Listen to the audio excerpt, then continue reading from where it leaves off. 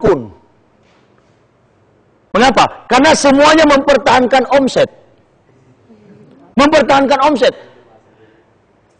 Semuanya berdasarkan dari dasar teologi Kristen tentunya. Dari mana Pak Pendeta nggak pernah damai dengan Pak Pendeta? Maliaki 3 ayat 10. Waduh, ini memang bagus kalau kaset ini sampai ke tangan orang Kristen. Dia buka Alkitabnya. Nanti besok-besok dia sampai, dia buka, dia lihat, waduh, memang benar ya saya baca.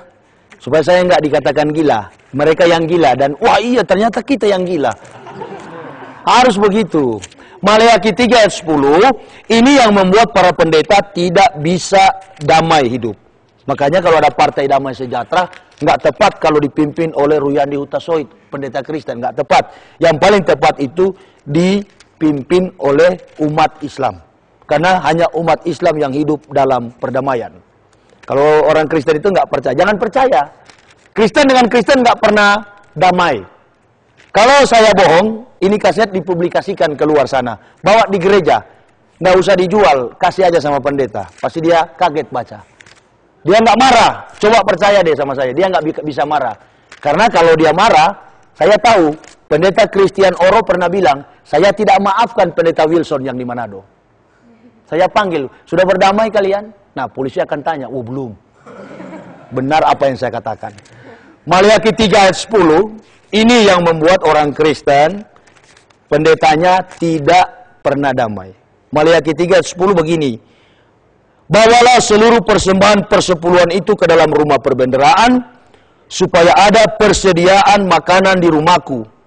Dan ujilah aku, firman Tuhan semesta alam, apakah aku tidak akan membukakan tingkap-tingkap langit dan mencurahkan berkat kepadamu sampai berkelimpahan.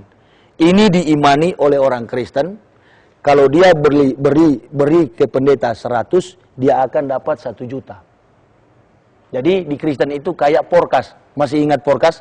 Waktu lahir sudah zaman Porkas belum? Udah ya? Sudah zaman Porkas ya? Pasang 1000 dapat 10 juta. Begitulah gereja Kristen. Jadi katanya, kalau pendeta mimpin 100 kepala keluarga, dengan gaji rata-rata tiap kakak 1 juta, berarti pendeta per bulan menerima omset 10 juta. Karena perpuluhan. Kalau dari Protestan ada bantuan dari Stuttgart, Jerman. Kalau dari Roma ada Katolik ada bantuan dari Roma. Kalau dia Pantekosta ada bantuan dari Amerika, Yayasan Yakoma dan Ford Foundation. Itu membantu di bawah pengawasan American Israel Public Affairs Committee. Ini yang membantu AIPAC. Jadi semua kegiatan Kristen dimotivasi dengan dana supaya seolah-olah Kristen itu menjadi besar karena kebesaran Allah, karena kebesaran Tuhan yang di Yesus Tuhankan. Jadi itulah sebabnya pendeta dengan pendeta tidak pernah akur, rukun dan damai. Saya perhatikan ini selama bertahun-tahun, berpuluhan tahun. 9 tahun saya mengkaji ini. Waduh, kalau saya hidup terus begini, dari atas mimbar saya sampaikan kebenaran, cintailah sama manusia, kasihilah sesama manusia seperti dirimu sendiri. Tetapi kenyataannya saya masih memusuhi pendeta Pantekosta, semua orang saya musuhi, apalagi umat Islam. Ya paling saya jengkel sekali kalau lihat yang berjenggot itu. Kayak saya langsung beranggap bermatematika di pikiran saya, ini jenggot-jenggot ini komplotan manusia-manusia teroris. Dan semua orang Kristen begitu menganggap yang berjenggot. Coba tanyakan baik-baik sama orang Kristen. 16 tahun saya memeluk agama Kristen. Menjadi pendeta selama 16 tahun, 36 tahun usia saya beragama Kristen fanatik. Dari keluarga saya semuanya fanatik. Dan akhirnya saya berkesimpulan, saya harus kembali kepada Allah. Saya bersama istri tidak ada harapan lain. Kami hanya bergantung sepenuhnya hidup kepada Allah. Dan sampai saat ini, dulunya saya sakit, dulunya saya sering darah tinggi, dulunya saya sering punya dokter pribadi, penyakit apa saja sering datang. Tetapi ketika meluk agama Islam, subhanallah, menjadi tenang, walaupun setahun saya jarang tidur, siang malam saya kerjaannya cuma berdakwah.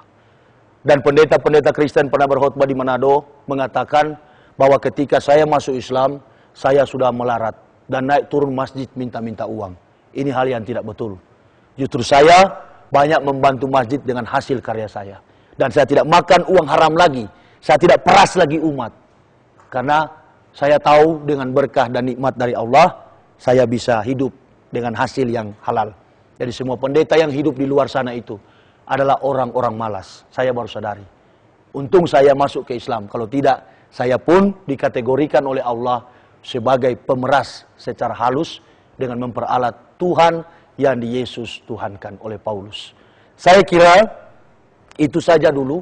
Silakan bertanya mengenai kehidupan saya, bagaimana saya bisa memeluk agama Islam dan apa yang saya rasakan, atau terkait dengan ilmu pengetahuan, disiplin ilmu yang pernah saya pelajari, yang kemudian saya akhirnya dari sekarang sampai nanti hari pembalasan atau sampai saya tutup mata mati, saya tetap memeluk agama Islam. Ini komitmen, konsisten dan kami tetap objektif. Silakan bertanya, saya berikan waktu sepuas-puasnya barangkali ya, sesuai dengan petunjuk yang ada. Silakan.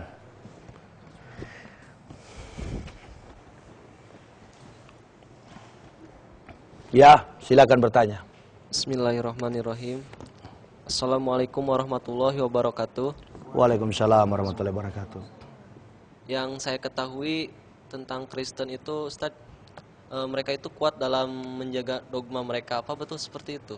Terus yang kedua, pengalaman Ustadz sebelum masuk Islam itu gimana, Ustadz?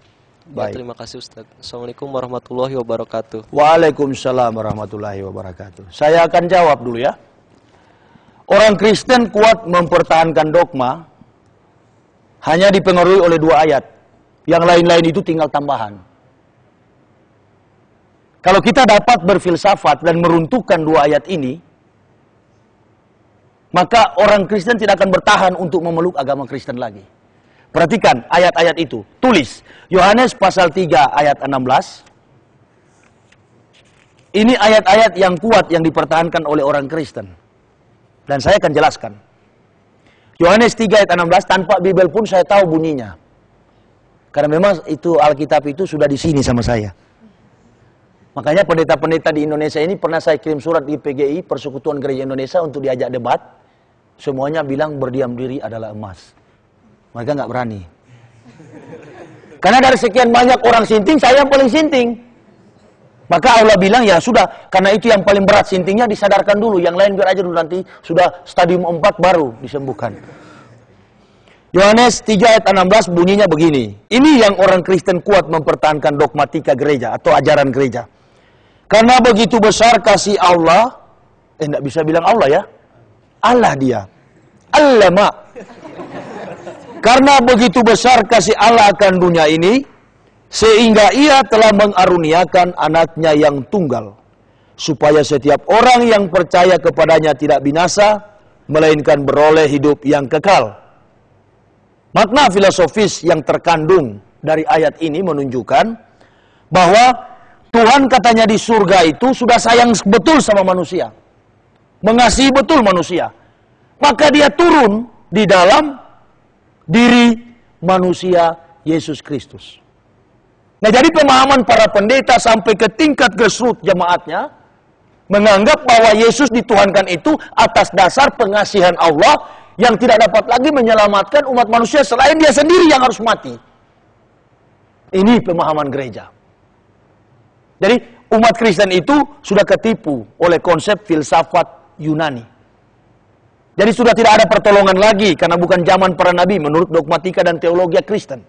Bahwa tidak ada penyelamatan lagi, ini sudah tidak ada nabi. Kalau kita bicara dalam sistematika politik Timur Tengah, ini akan berusaha menghapus kenabian nanti yang akan datang, yaitu baginda Muhammad Sallallahu Alaihi Wasallam. Jadi sengaja ini Yesus dituhankan, diperalat untuk menjadi Tuhan. Sehingga dia sini mempunyai 3 jabatan.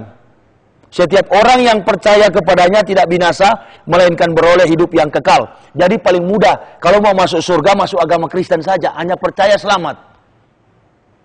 Jadi hanya syarat itu, tidak ada dosa yang membatasi. Pokoknya siapa yang percaya, pasti masuk surga. Itu dogma Kristen. Nah makanya banyak orang peluk agama Kristen. Karena cukup percaya. Yesus datang ke dunia, karena dia mengasihi dunia, mengaruniakan anaknya yang tunggal, supaya setiap orang yang